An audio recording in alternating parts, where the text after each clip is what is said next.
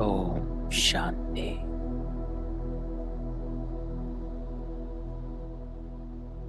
ओम शांति। ओम शांति।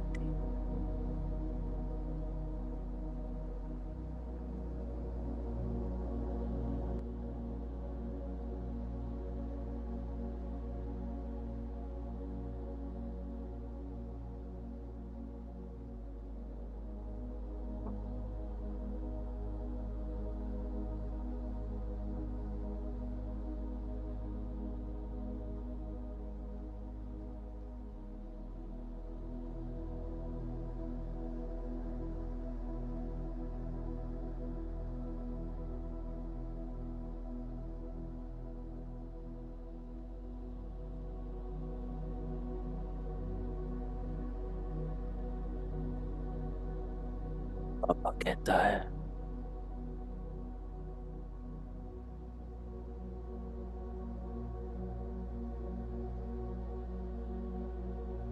एक सेकंड में सब बातों को किनारे कर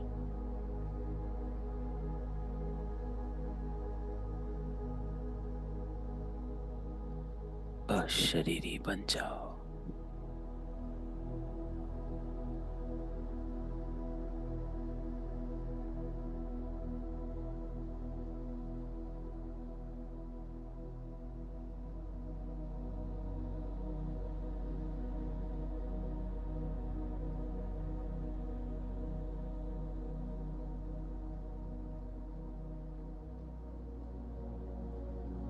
मैं भी आत्मा,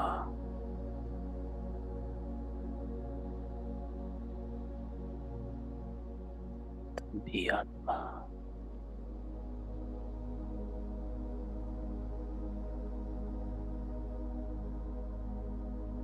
एकदम डिटैच।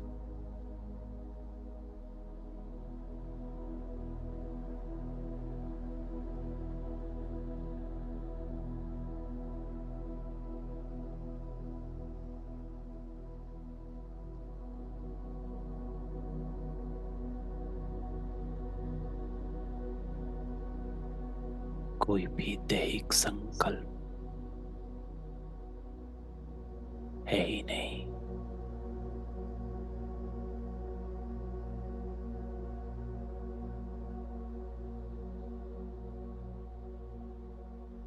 बस मैं आत्मा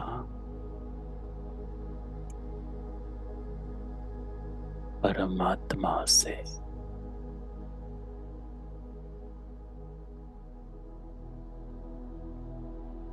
जुड़ रही हूँ।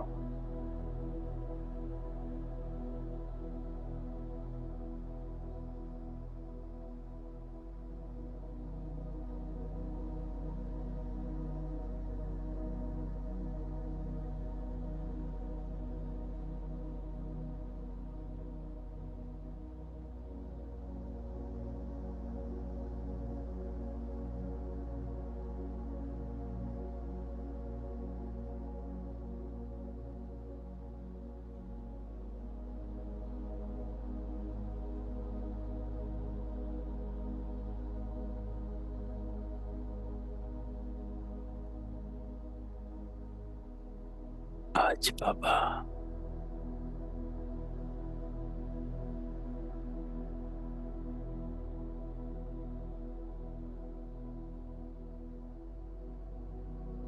हम आत्माओं को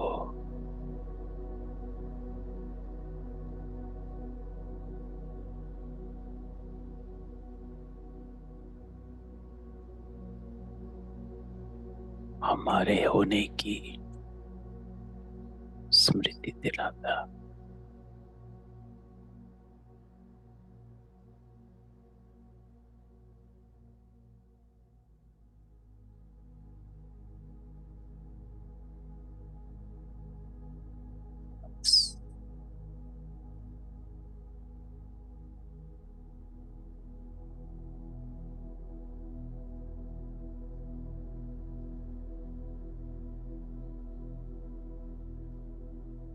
मैं श्रेष्ठ आत्मा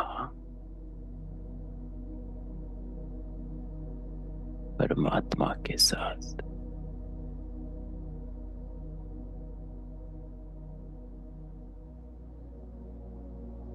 पवित्र हो रही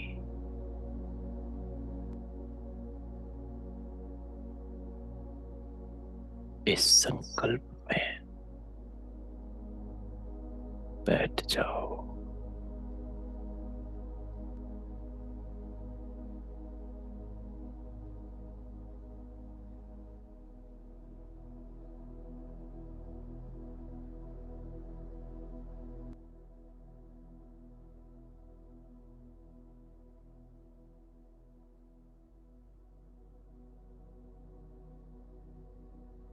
ओम शांति।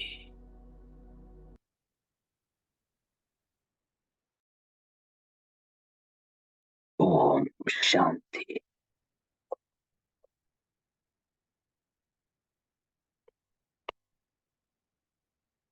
तो आज बाबा 25 फरवरी 2024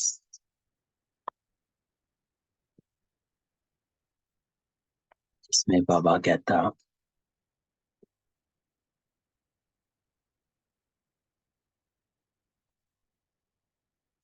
इस सर्व प्राप्तियों को विमर्श कर अचल स्थिति का अनुभव करो।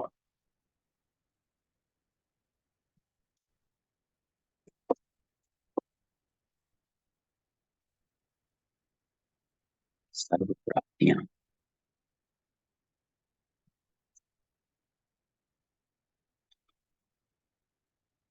कि बाबा कहता है आप कौन सी आत्माएं हो, ये निश्चय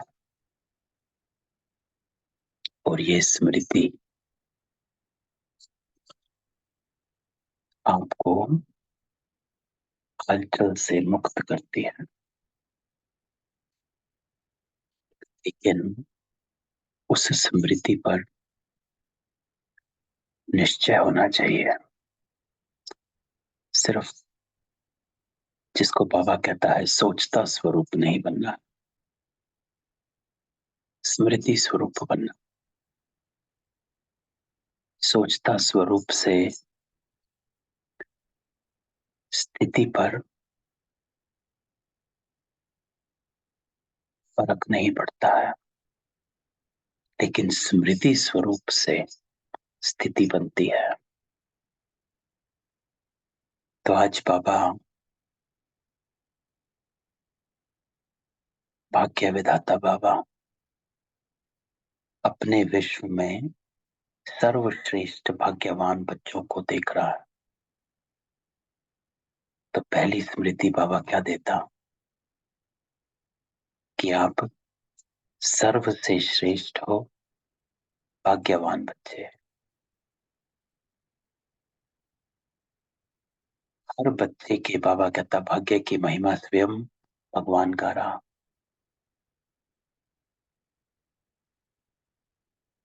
बाबा की महिमा तो आत्माएं गाती हैं, लेकिन बाबा कहता आप बच्चों की महिमा स्वयं बाबा करता है कि ये कौन है। ऐसे कभी स्वप्न में भी सोचा कि हमारा इतना श्रेष्ठ भाग्य है, बना हुआ है। बाबा कहता है कि ये बना हुआ,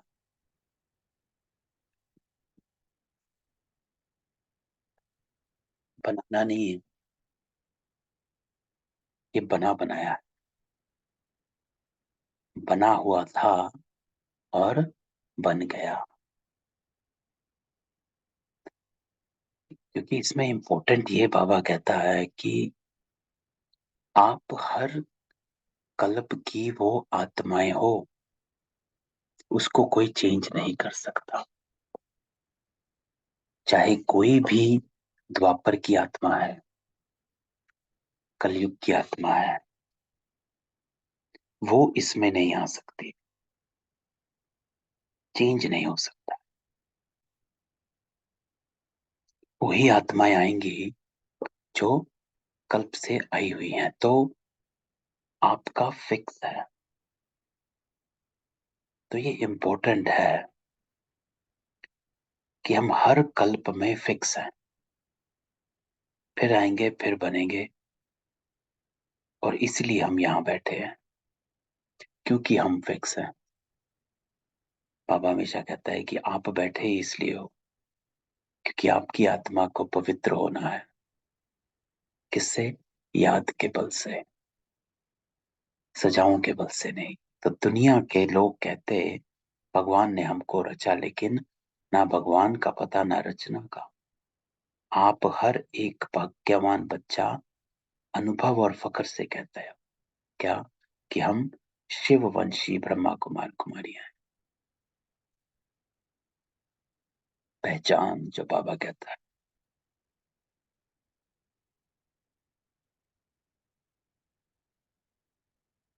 हमको मालूम कि हमें बाप दादा ने कैसे रचा, है ना।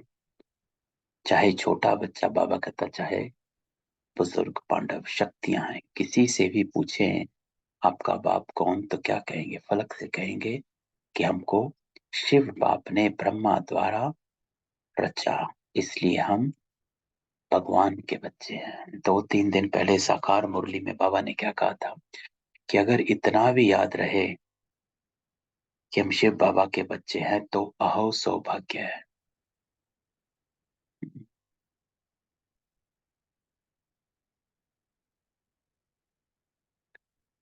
तो जब भगवान के बच्चे हैं, इस स्मृति में ये है कि भगवान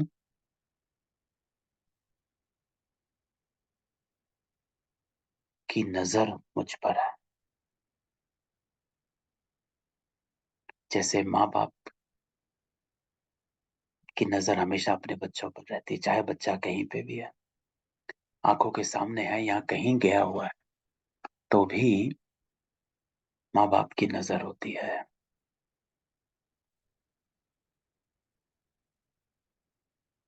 और माँ बाप जो है अपनी यथाशक्ति उस बच्चे की मदद करते रहते हैं। तो बाबा सर्वशक्तिमान, तो हम भगवान के बच्चे।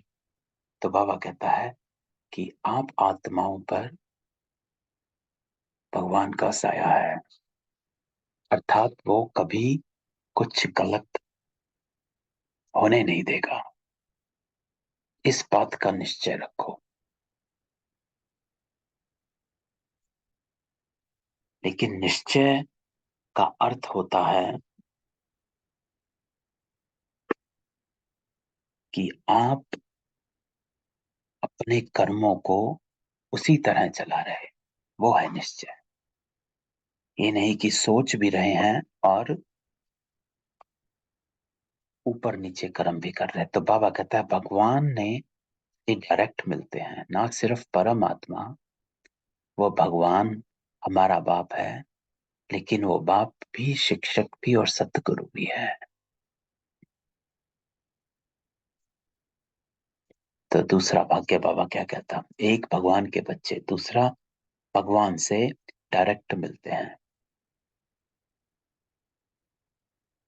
और वो ना सिर्फ हमारा बाप है, लेकिन वो टीचर, शिक्षक भी है और सतगुरु भी है, अर्थात वो हमें शिक्षा भी देता। और सतगुरु अर्थात हमें मार्ग भी बताता, क्या करना है क्या नहीं करना। हर कर्म की श्रीमत बाबा कहता मिली हुई। सबको यह नशा है। ताली बजाई सबने। बाबा पूछता है तो एक हाथ बाबा कहता ताली बजाना। अब यह भी एक्सरसाइज बुजुर्गों को सिखानी पड़ेगी। बच्चों को बाबा कहता खुश देख बाप दादा भी खुशी में झूलता, और सदा कहता वाह मेरे हर एक श्रेष्ठ भाग्यवान विशेष आत्माएं बच्चे, वाह। हम्म, वाह मेरे हर एक श्रेष्ठ भाग्यवान विशेष आत्माएं बच्चे, वाह। कि कौन बैठे हैं, कौन मुरली सुन रहे हैं, कौन बाबा के साथ हैं, कौन इस स्मृति में अपने को देख रहे हैं। तो बाबा के रूप में परमात्मा पालना का अनुभव कर रहे हो। परमात्मा पालना, परमात्मा पालना किसे कहा जाता है? पालना किसे कहते हैं? पालना होती है कि जैसे स्थूल में भी माँ बाप बच्चों को पालते हैं, तो पालना अर्थात हर बात का ध्यान देना, शिक्षा देना, उनको जीवन जीने की कला सिखाना। तो ये परमात्मा पालना है जो बाबा हमको देता है कि बच्चे क्या करना है, क्या नहीं करना है, आपको क्या बनना है ना। जैसे स्थूल में हम अपने बच्चों को स्कूल में पढ़ाई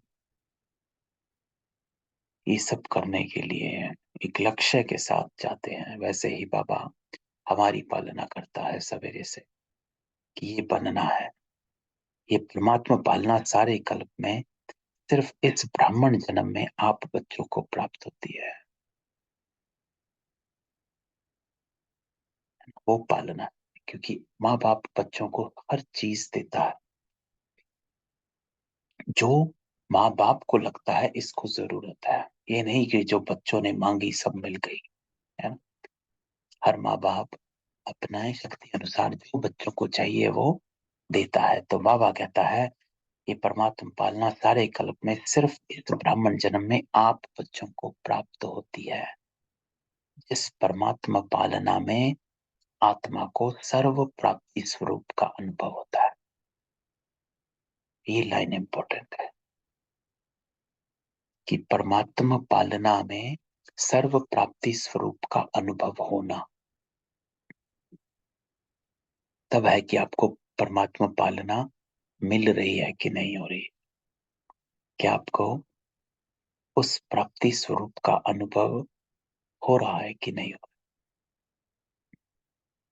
पाना था जो पा लिया, अर्थात बाबा हमको हर चीज की डायरेक्शन दे देता है। परमात्मा प्यार सर्व संबंधों का अनुभव कराता है।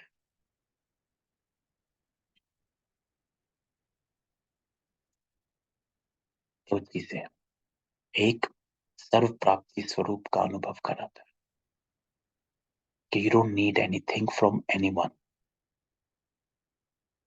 है ना। आपको किसी चीज की कमी नहीं है। अगर कमी महसूस हो रही है तो बाबा की याद में आपको तुरंत डिटैच हो जाते हो, नहीं चाहिए। दूसरा, वो सर्व संबंधों का अनुभव कराता है।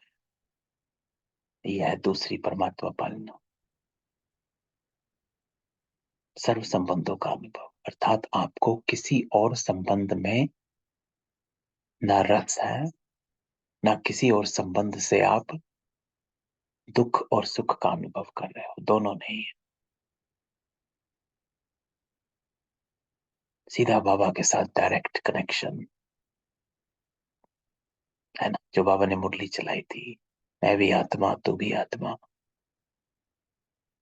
अर्थात सिर्फ मुझे याद कर।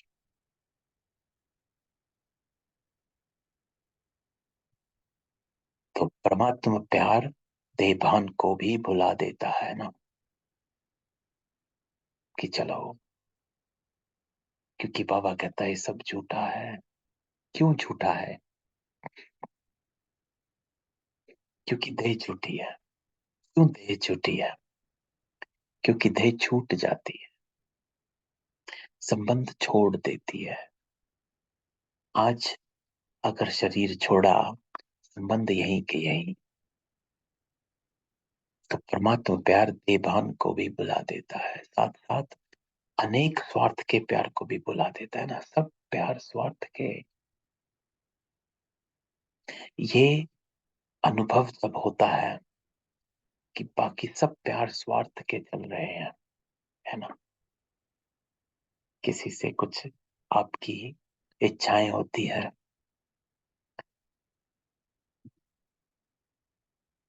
एक्सपेक्टेशंस होती हैं, और जब वो इच्छाएं पूरी नहीं होती तो आपको पता चलता है अरे ये तो स्वार्थ के प्यार में मैं फंस गया या फंस गई। तो आप तुरंत बाहर निकलते हो। कि मेरा तो बस बाबा ही है।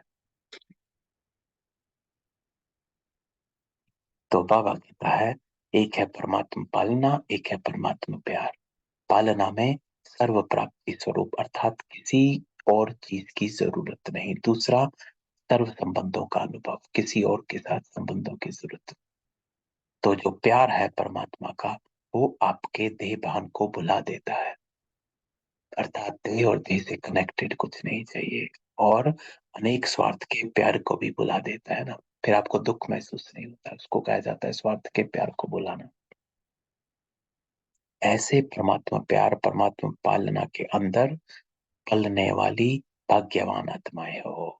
तभी इसलिए बाबा हमको कहता है कि भाग्यवान हो, क्योंकि you have received the gods love, the gods love that is making you feel the elevation, the higher consciousness, where जहां मान अपमान, लाभ हानि, निंदा स्तुति कोई प्रभाव नहीं।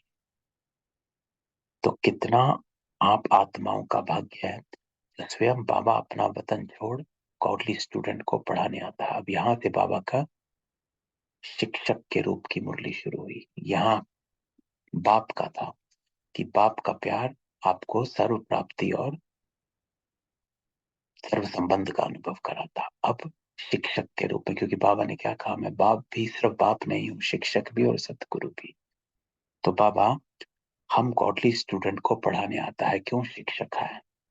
ऐसा कोई टीचर देखा जो रोज सवेरे सवेरे दूर देश से पढ़ाने के लिए आए? ऐसा टीचर कभी देखा? बाबा कहता, लेकिन आप बच्चों के लिए रोज बाबा शिक्षक बन आपके पास पढ़ाने आता है। और कितना सहज पढ़ाता है।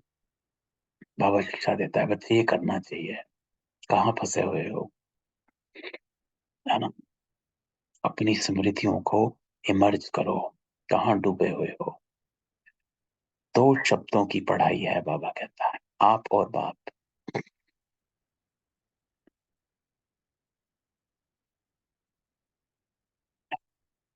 अपने को आत्मा समझ, बाप को याद कर। बस दो शब्दों की पढ़ाई। इन्हीं दो शब्दों में चक्कर कहो, ड्रामा कहो या कल्प वृक्ष कहो, बाबा कहता सारी नॉलेज समाई हुई है। और पढ़ाई में तो कितना दिमाग पर बोझ पड़ता, लेकिन बाबा की पढ़ाई से दिमाग हल्का बन जाता है ना, समझ आ जाती है। आप इन बंधनों से मुक्त हो जाते हो। आपका बाबा थॉट प्रोसेस चेंज करता है कि बच्चे, जिस बंधन में आप अपने को फंसाए हुए हो, साक्षी होकर जरा उस बंधन को देखो। जब आप साक्षी होकर उस बंधन को देखते हो तो आप हल्के हो जाते हो। तो बाबा कहता है ये हल्का बना देती है। हल्के की निशानी ऊंचा उड़ना, फ्लाइंग, है ना। ऊंचे उड़ने के लिए हल्का बनना पड़ता। तो जब तक हल्के नहीं होंगे तो ऊंचे नहीं उड़ सकते हैं। तो हल्की चीज बाबा कहता स्वतः ही ऊंची होती है। तो इस पढ़ाई से मन बुद्धि उड़ती कला का अनुभव करती है। क्यों करती है? क्योंकि हम तुरंत अपने आप को डिटैच करते हैं, समझ आती है।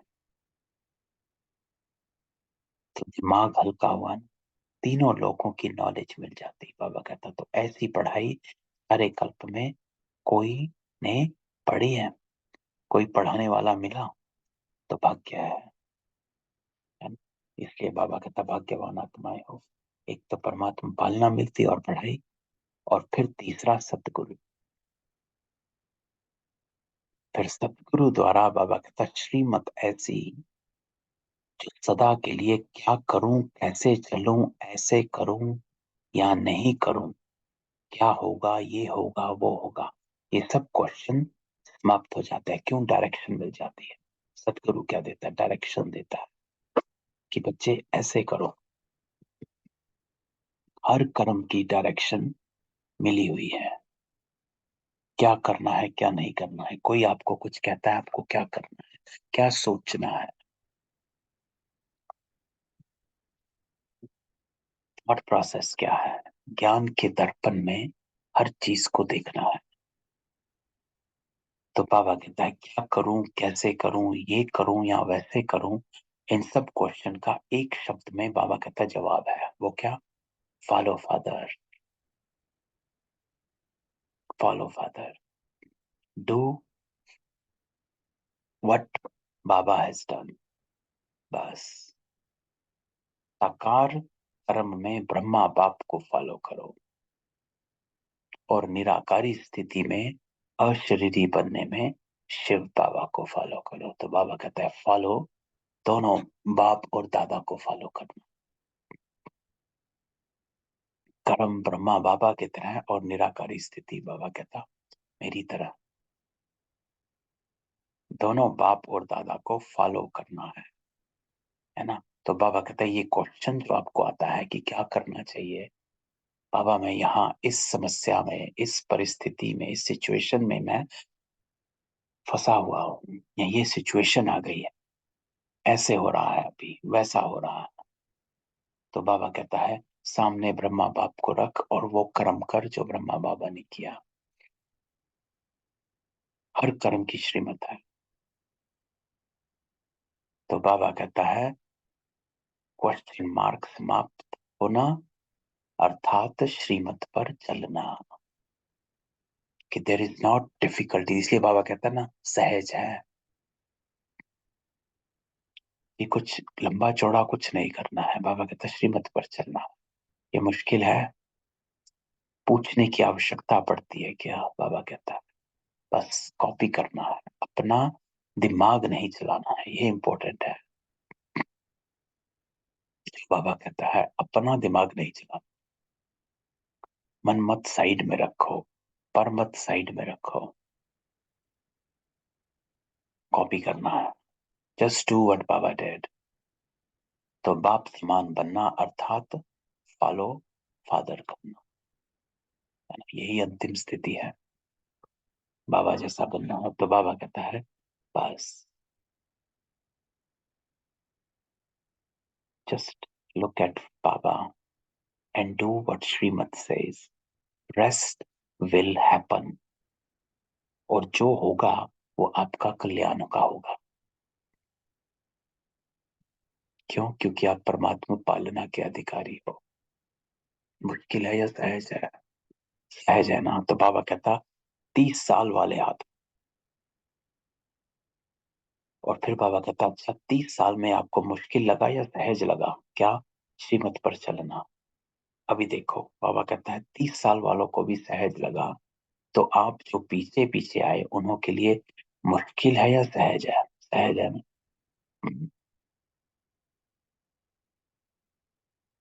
तो गर्मी के कारण सभी के हाथ में पंखे हैं। तो बाबा कहता अच्छा है, पंखों की रिमझिम भी अच्छी लग रही है, सीन अच्छी है, नवीनता होनी चाहिए।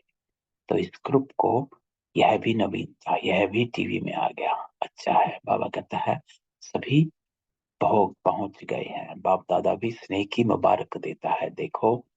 और जो भी बाबा कहता हद के गुरु होते कितने वरदान देते हैं, एक या 10, ज्यादा नहीं देते, लेकिन आपको सदगुरु द्वारा रोज वरदान मिलता है।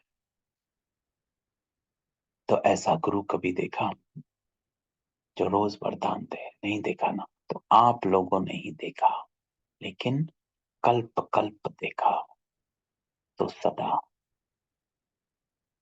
अपने भाग्य की प्राप्तियों को सामने रखो। तो बाबा कहता है तीनों संबंधों से भाग्य को सामने रखो। बाप के संबंध से परमात्मा पालना, परमात्मा प्यार। शिक्षक के संबंध से जो बाबा शिक्षा देता है, और तीसरा सतगुरु के संबंध से जो श्रीमत देता है, क्या करना है क्या नहीं करना। तो ये भाग्य है कि आपको भगवान एडवाइजर मिला हुआ है, जो बाबा हर कर्म की एडवाइस आपको दे देता है, सिर्फ बुद्धि में बाबा कहता मर्ज नहीं रखो, इमर्ज करो। इमर्ज रखना है, ये इंपॉर्टेंट है। सिर्फ गुप्त मत रखो। मर्ज रखने के संस्कार को बदलकर बाबा कहता है इमर्ज करो। अपनी प्राप्तियों की लिस्ट सदा बुद्धि में इमर्ज रखो। क्योंकि इमर्ज क्या रखना है, यही कि क्या चाहिए। इंपॉर्टेंट होता है कि अपने से क्वेश्चन करना कि क्यों मैं इसके पीछे भाग रहा हूं।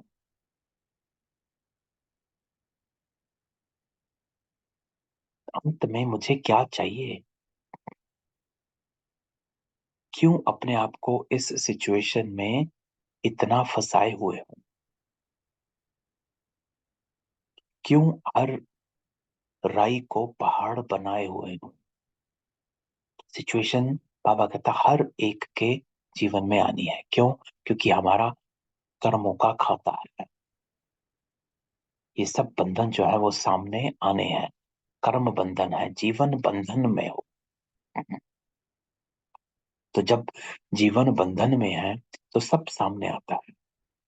लेकिन आपको अपने आप से बाबा कहता है ये पूछना है कि क्यों मैं इस बंधन को इतना बंधाए हुए हूं। क्यों मैं सिचुएशन में अपने आप को फंसाए हुए हूं। क्योंकि आप ही फंसाते हो। जितना इच्छाएं हैं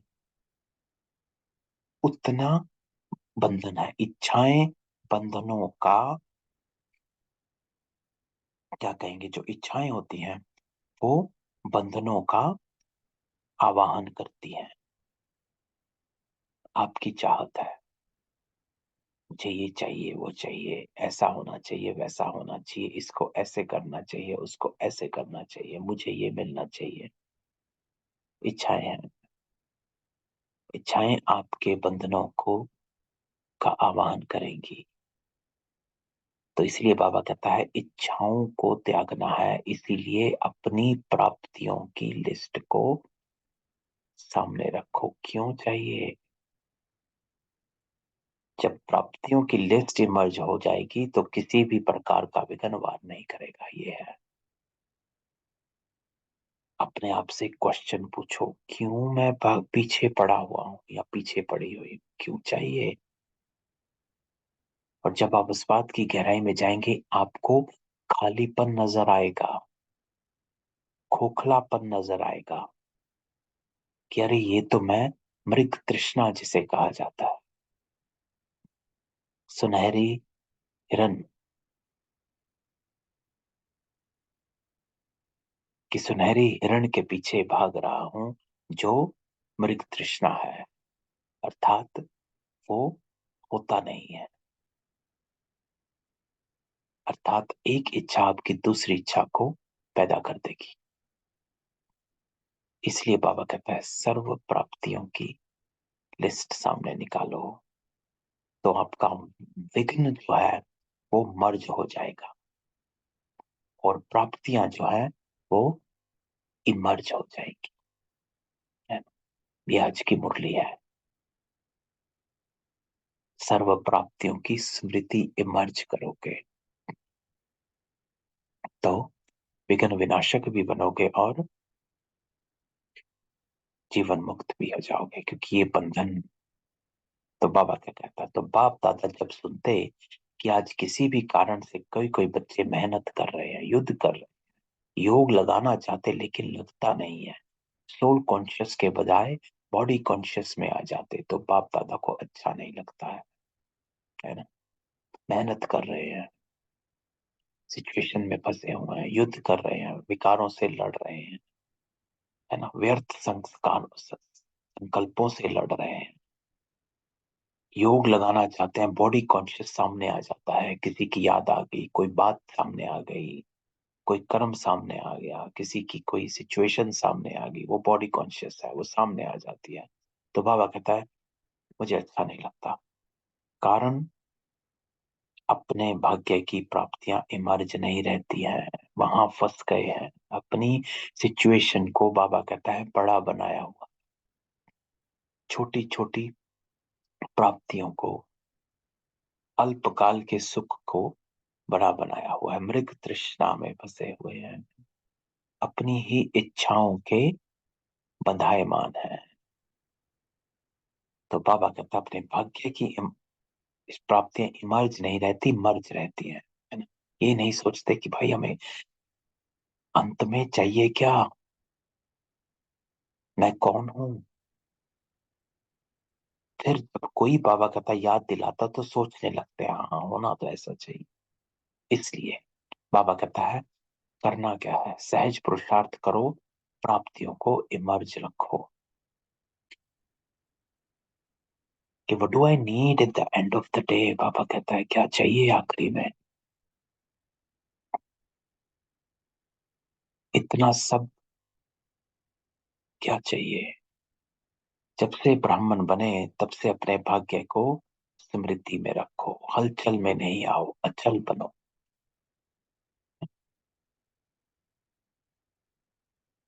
भाग्य है, क्या भाग्य है, भगवान आपके साथ है, ये भाग्य है, उसकी श्रीमत है, उस डायरेक्शन पर चलोगे कल्याण है। कल्याण किसका है, आत्मा का कल्याण, बॉडी कॉन्शियस का कल्याण नहीं, आत्मा का कल्याण।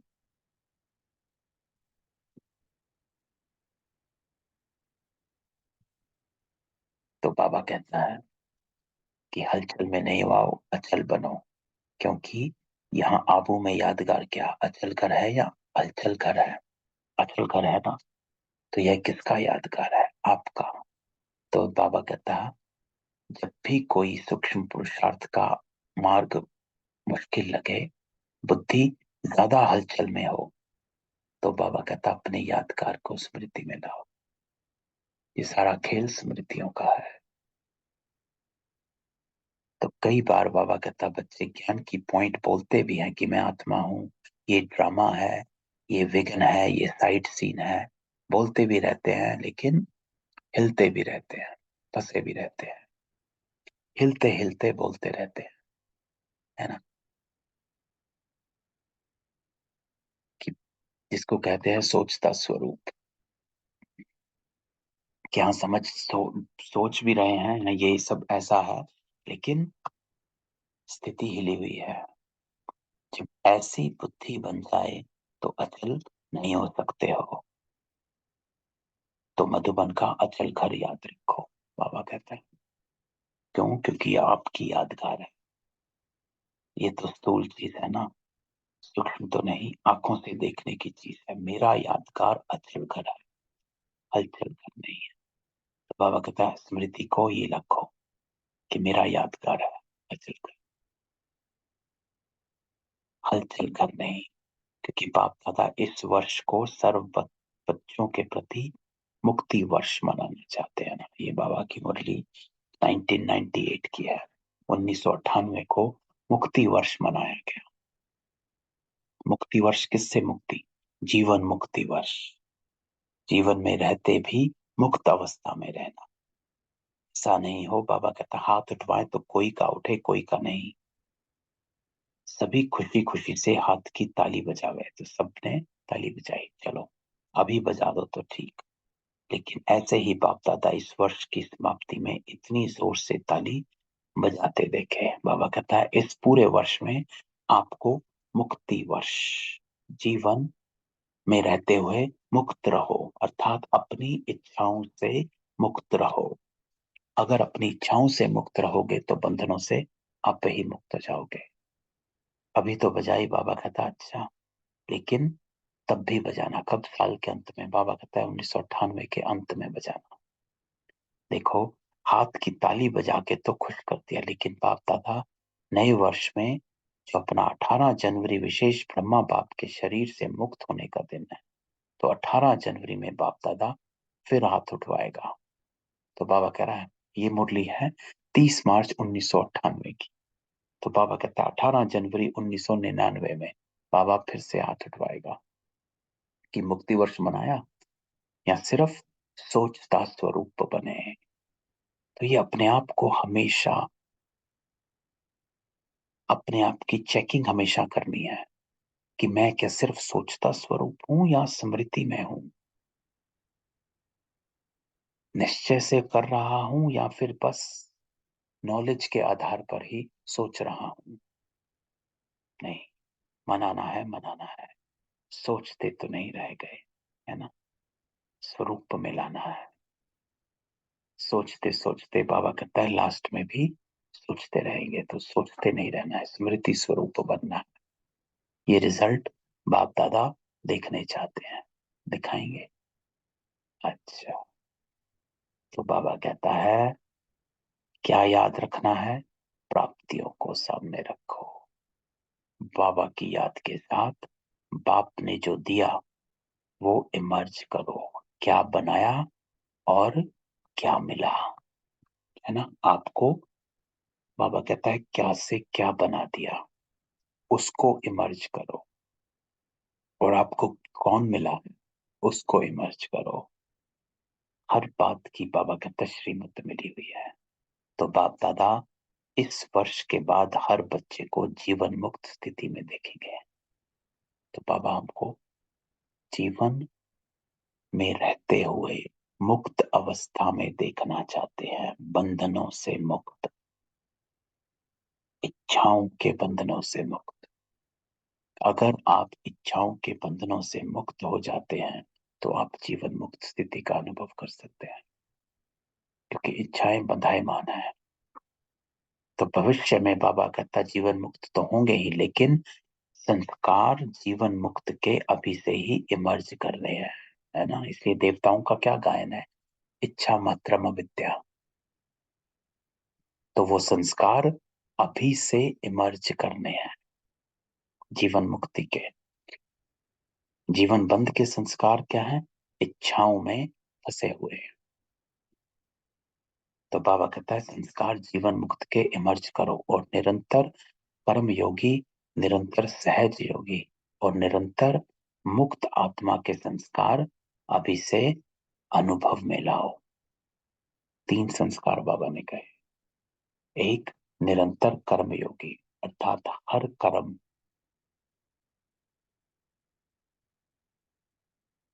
यौगिक अवस्था में करना। यौगिक अवस्था क्या होती है, मान अपमान, लाभ हानि,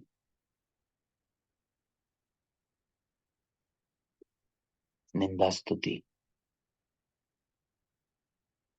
जय पराजय में एक समान स्थिति, यौगिक स्थिति। तो कर्म योगी उस स्थिति में रहकर कर्म करना है।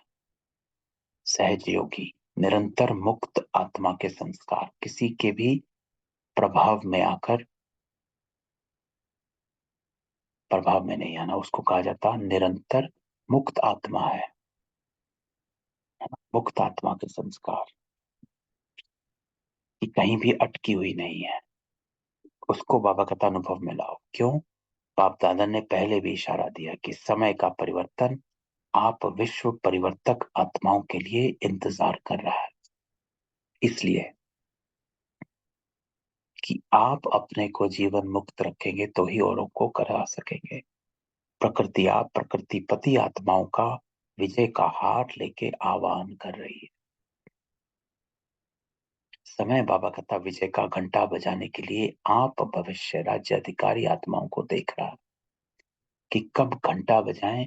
भक्त आत्माएं वो दिन सदा याद कर रहे हैं कि कब हमारे पूज्य देव आत्माएं हमारे ऊपर प्रसन्न हो, हमें मुक्ति का वरदान देंगी। तो मुक्ति का वरदान तभी दे पाएंगे, आप किसी को मनसा सेवा तभी कर पाएंगे जब आप स्वयं शांति, आनंद, सुख, प्रेम इसकी मूर्त बनेंगे, है ना। और उसके लिए मुक्ति, दुखी आत्माएं बाबा कहता पुकार रही हैं कि कब दुख हरता सुख करता आत्माएं प्रत्यक्ष होंगी। क्योंकि जब आप अपने को अपनी इन बॉन्डेज से फ्री करते हो, बंधनों से फ्री करते हो, तब आप दूसरों को भी छुड़ा सकते हो, है ना। स्थूल में भी देखेंगे, अगर खुद आप जंजीरों में हो तो दूसरों को जंजीरों से कैसे बाहर निकालेंगे, है ना। पहले अगर आप खुद निकलोगे तभी तो दूसरों को निकाल पाओगे। नहीं तो आप भी बंधे हुए हो और वो भी बंधे रहेंगे। तो फ्री योर सेल्फ फर्स्ट। इसलिए ये सब आपके लिए इंतजार व आह्वान कर रहे हैं। बाबा कहता है इसलिए हे रहम दिल विश्व कल्याणकारी आत्माएं, अभी इन्हों के इंतजार को समाप्त करो, अर्थात बंधन मुक्त बनो, जीवन मुक्त स्थिति में आओ। आपके लिए बाबा कहता है सब रुके हैं, आप सब मुक्त हो जाओ, है ना। Free yourself, get away from your bondages. Baba कहता है अपनी इच्छाओं की अधीनता से बाहर आ जाओ, आप सब मुक्त हो जाओ। तभी आप सर्वात्माएं प्रकृति और भक्त को मुक्त कर सकेंगे। तो मुक्त बनो और मुक्ति का दान देने वाले मास्टर दाता बनो। Free your self. तो बाबा कहता है आज की मुरली में अपने को फ्री करो। छोटी छोटी बातों में, इच्छाओं में समय मत गवाओ, संकल्प मत गवाओ, हल्के हो जाओ। बाबा ने क्या कहा ऊपर, हल्के होंगे तो उड़ेंगे। तो अपने को हल्का बनाओ। अभी विश्व परिवर्तन की जिम्मेदारी की ताजधारी आत्माएं बनो, है ना। अपने इस स्मृति को इमर्ज करो कि मुझे ये करना है। बाबा कहता बहुत काम पड़ा हुआ है, ये करना है, इसकी जिम्मेवारी है, विश्व परिवर्तन की जिम्मेवारी है, उसको इमर्ज करो। जिम्मेवार होना और बाबा के साथ मददगार हो। तो क्या आपको रहम नहीं आता है?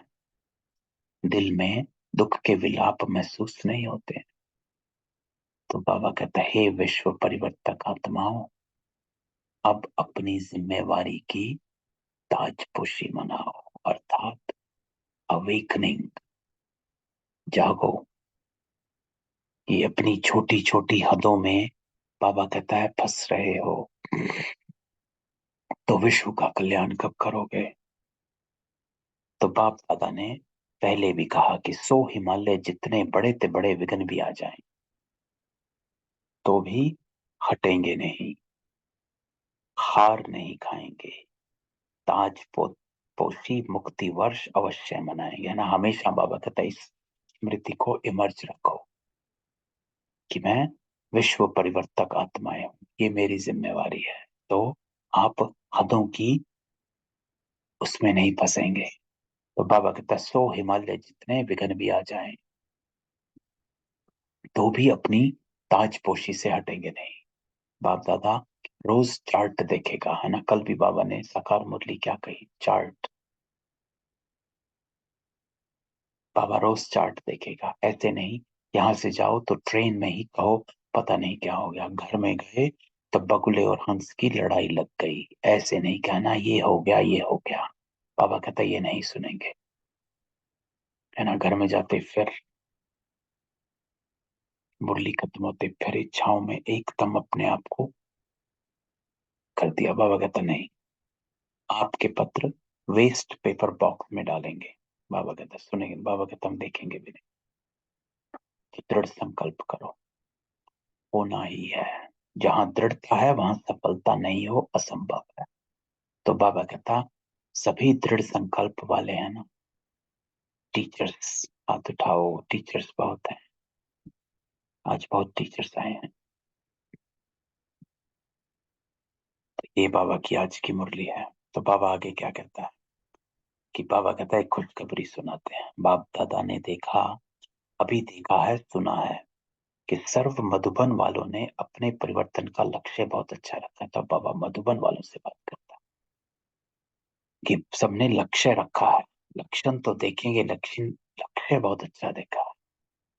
अपने में अंतर जो आया वह भी लिखा है, लेकिन बाप दादा को खुशी है अंतर आना शुरू हुआ, आगे होता रहेगा। लेकिन बाबा कहता है सभी ने अपने दृढ़ संकल्प का उमंग उत्साह अच्छा दिखाया है। अभी कागज में है, लेकिन कागज में भी पहला कदम तो है ना। अभी सबने लक्ष्य लिखकर बाबा को दिया। आप ये मुरली अगर देखेंगे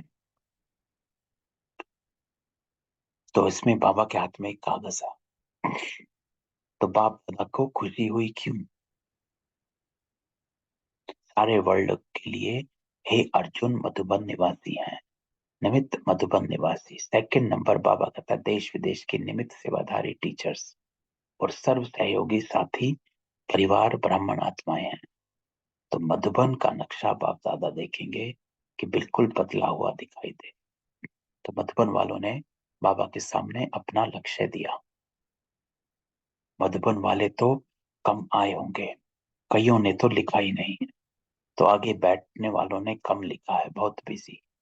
लेकिन बाबा कहता है जब काम मिलता है तो लिखने में भी मार्क्स जमा होते हैं। तो बाबा ने सबको एक होमवर्क दिया था कि अपना अपना लक्ष्य लिखकर भेजो। तो बाबा कहता है कईयों ने लिखा, कईयों ने नहीं लिखा।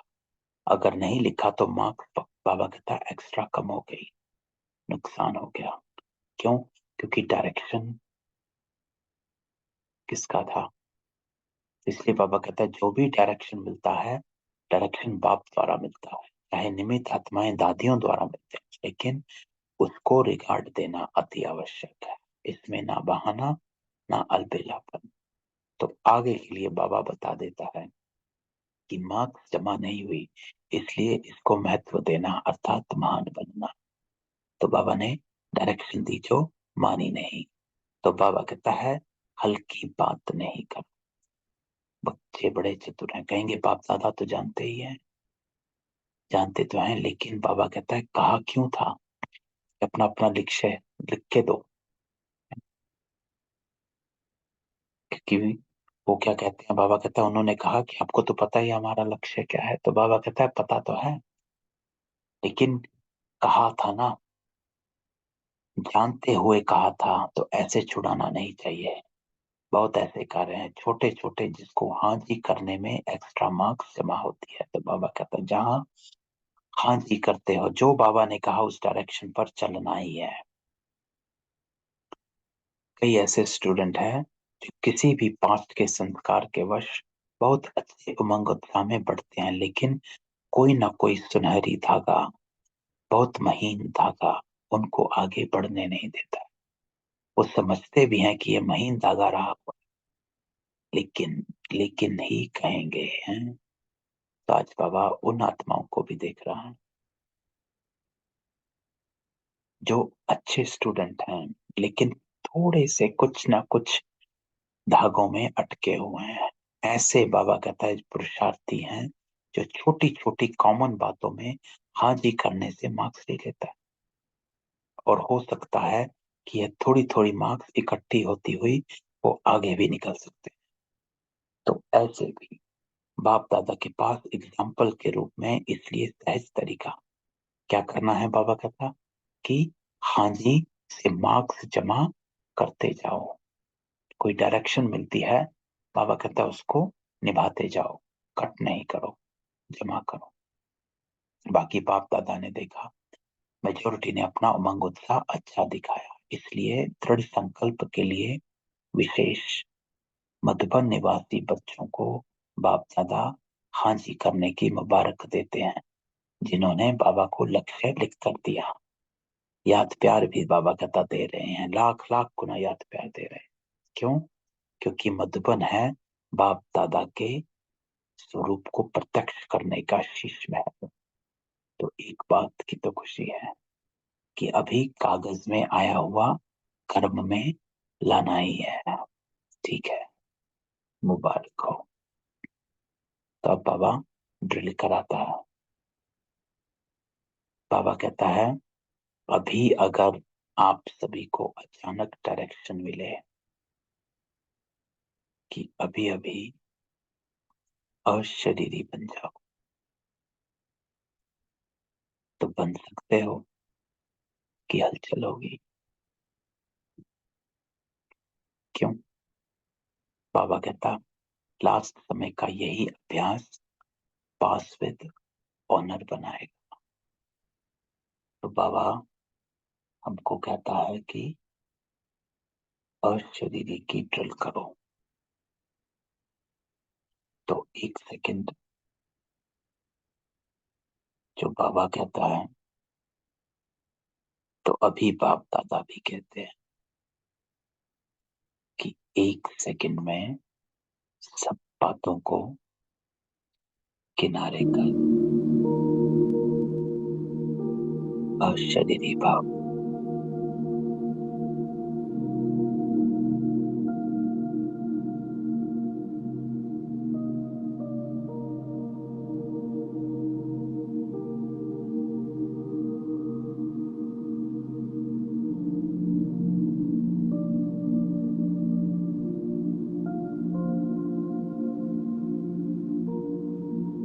बातों को किनारे कर।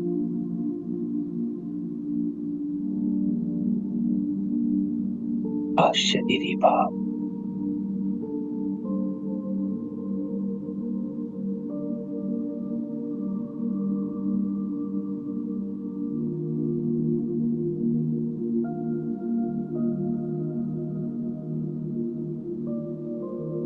जीवन मुक्त अवस्था में आना, सब इच्छाओं को समाप्त।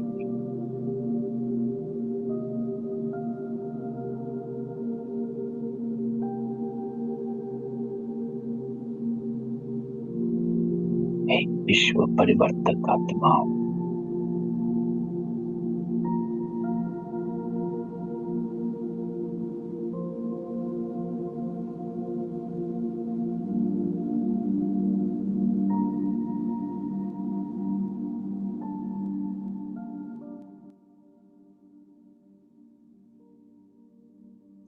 त्यागा कि जान के अतिश्रेष्ठ भाग्यवान।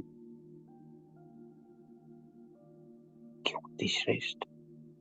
क्योंकि बाबा कहता परमात्मा पालना के अधिकारी हैं, परमात्मा पढ़ाई के अधिकारी हैं, और परमात्मा सतगुरु के वरदानों के अधिकारी हैं। तीनों संबंधों से प्राप्तियों के अधिकारी हैं।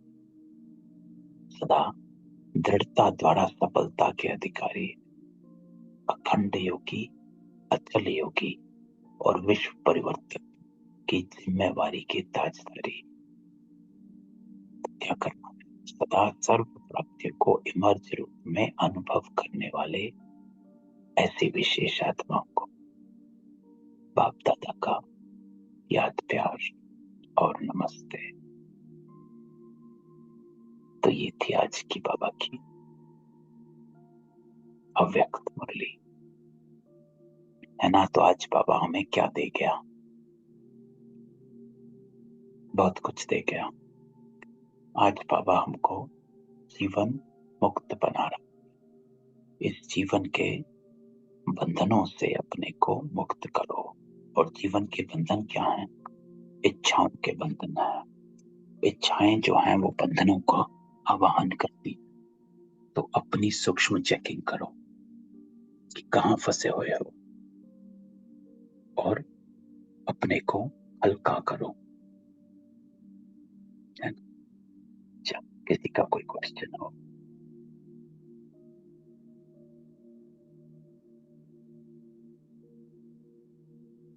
नहीं?